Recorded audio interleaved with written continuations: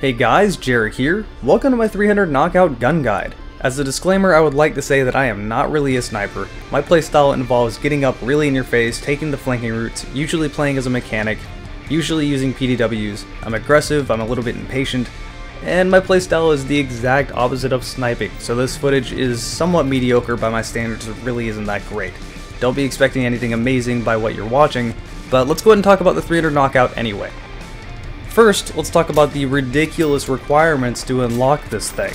Like all the other Syndicate unlocks, you will need to complete 3 different assignments. First is Professional Assignment 1. Unlock Professional Bronze Service Star 2, 10 sniper rifle kills, 5 laser trip mine kills. You will probably finish this the very first time playing Professional without even actually trying to do it. Next is the Professional Assignment 2. Complete Professional Assignment 1, unlock Professional Bronze Service Star 7, get 25 sniper rifle kills. Helpful hint, DMR kills also count as sniper rifle kills, so pretty easy. And then get 5 camera coins. This is not so easy, this is very, very annoying. Let me explain why. Let me go ahead and explain what the camera is first. It is basically a poor man's tugs. You set a camera down on the ground, and it has a narrow field of vision in front of it. It only lasts for about 20 or 30 meters. This thing does not work that great. If 2 enemies run in front of your camera will only spot one of them. To make matters worse, if your teammate spots someone your camera has spotted, that overrides your camera spot. 1 camera coin is 10 intel assists from your camera. Sound difficult? No? Well, you're wrong. It's a pain in the ass. This thing is very, very hard to complete, especially with how crappy the cameras work. It almost feels buggy. I can't really tell if it's actually buggy or this is the way they were intended to work. They're just terrible. But once you get that done, you got the MAC-10, which is a very, very good sidearm. You heard that right, it's a sidearm for the professional class. So that sniper, that really skillless sniper sitting there on top of that building over there, he can just turn around and just spray from the hip with his full auto machine pistol. Yeah, it's really annoying, and I honestly wish machine pistols were on the mechanic class and not the professional class, but I'm getting off topic. After this, you'll have to complete the Professional Syndicate. Even more annoying than the previous assignment. Again, as I said before, you need to complete the pre-requirements before anything you do for the award requirements are saved. So if you start working towards your award requirements and you don't have the pre-requirements done, none of that matters. You gotta finish the pre-requirements, then it starts saving those kills and everything else you've done. So pre-requirements, Professional Assignment 2 needs to be completed, 10 professional specific guns and or gadgets purchased, unlock Professional Gold Service Star. This will take you a while. Again, I recommend going into a hotwire server and getting into a van or a tanker to level up your professional class. If you get into a sedan or any of the other vehicles, that will level up that vehicle, not your class. So remember, vans or tankers are very useful. I would recommend a van because if you get into a tanker, you're just going to blow up really quickly. The award requirements, 200 sniper kills. Again, DMRs count as sniper kills. This isn't that difficult to do. Get 15 marksman coins. A marksman coin is a 250 meter headshot, so that can be somewhat difficult, but there's something that makes it very easy to do. Well, not very easy, but not really that hard. This is a cumulative. So if you get a 150 meter headshot and then another 150 meter headshot, those add up. So you will eventually get marksman coins. You don't have to go for that crazy long shot. You don't need to farm with anyone, you're just going to eventually get this. The last 2 award requirements are by far the most annoying. Unlock the Professional's Tier 4 reputation track in 10 different matches. Again, I recommend going into a no-kill hotwire server and just grinding these out. It will take you hours, I'm not exaggerating, but you'll get it done. This next one though, this one is terrible. 15 camera coins. 15. Getting 5 is just difficult enough. Getting 15 is infuriating. I'm not going to lie, I farmed 11 out of 15 of these. Seriously, thank you Drake and thank you Darkstar for helping me farm. If you have 2 other friends willing to do this for you, I highly recommend doing it. You need 2 other people, 1 person on your team, 1 person on the other team, willing to die a lot. You put down your camera, you have the person on your team kill the person on the other team over and over again.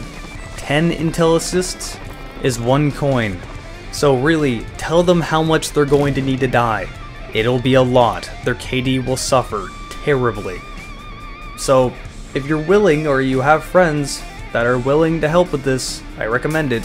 If you don't, my best bet, and I got 4 out of the 15 this way, jump into Team Deathmatch, put cameras down in spawns, put cameras down in high traffic areas. You'll eventually get these, but it seems to be luck of the draw. One place I found to be very good for doing this is on Team Deathmatch Dust Bowl. I hate that map for Team Deathmatch, but if you go to the camping building, right in between where C, the meth lab, would be for Conquest, and B, the motel would be for Conquest, there is a building in between those 2 points that people love to camp. If you put your cameras down on the sloped roof, looking towards the motel to the left, that direction, people love to camp with those houses over there, so if you put them in that direction, you will get a lot of intel assists. I think I got 2 coins one match, which was crazy, but for the most part, these coins really do seem to be luck of the draw. I can't guarantee anything out of that. That's just my recommendation. Once you've done all of these hours upon hours of time-consuming requirements, you will finally have your suppressed, overpowered 300 knockout, your brand new sniper rifle, and you can never use any other sniper rifle again. Please do not be that guy. Please do not be that guy that uses only the 300 knockout and MAC-10 for the entire time he plays Battlefield Hardline. Please, if you are that guy, I will go out of my way to kill you and teabag you over and over again. I will be just as useless to my team as you are. Nobody likes that guy. Use more than one overpowered gun, for the love of God. If you can't tell by my mini rant, this gun is a little overpowered and definitely the best sniper in the entire game, and is way worth finishing these unlocks. Let's delve into the stats and figure out why. Max damage 100, meaning you can one-shot someone to the chest, very good. Minimum damage 50, so even past its damage drop-off range, you're going to be two-shotting people, still very good. Drop-off start 50 meters. Whoa, now you're getting into the crazy overpoweredness that is this gun. To give you an idea, that means you can one-shot people to the chest up to 50 meters away. Let's compare this to the other guns.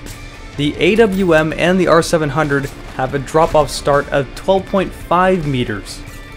The Scout Elite has a drop-off start of 45 meters, but it can only do a max damage of 75, so you won't be one-shotting people in the chest no matter what range with the Scout Elite. Now you see why people are saying this gun is blatantly overpowered. The only real drawback to using this weapon is the muzzle velocity. Since this gun has an integrated suppressor, you will always be suppressed, and the muzzle velocity will always be 300 meters per second. For a sniper, that's very slow, and it might make hitting targets at range that are moving kind of difficult, but within that 50 meter one-shot kill range, not a problem in any way whatsoever, and it's completely worth having a suppressed weapon. Nothing else really jumps out at me. Magazine size 6, that's average amongst sniper rifles. Reload speed, again, average amongst sniper rifles, but with a MAC-10 at your side, you really shouldn't have to worry about reloading when someone's in your face anyway. The bullet drop really isn't that bad either. 15 meters a second. The same as the Scout Elite, and the same as all the other assault rifles, so you should be used to it at this point. The fire rate is a little on the slow side at 60 RPM. This is the same as the R700, but it should only take one shot to drop them, so it shouldn't matter too much, and it's really not that slow. There's not much more to say. This is the best sniper in the game, it's a quickscoper's wet dream, and is blatantly overpowered. It definitely needs a nerf. I can tell you many times I've been very annoyed by someone running only with this gun and nothing else, because you can't really do much against it. And even if you do get in their face, they have that MAC-10 or their other machine pistol to cover their back, or their cheap laser trip mines that take no skill. I'm sorry, I have a vendetta against snipers. Adding a gun in like this is just going to get me really annoyed. I'm sure it'll be nerfed, it definitely needs it, it's universally agreed. So hopefully that weapon patch will come soon. As for now, I hope you've enjoyed this video, and I will see you guys next time.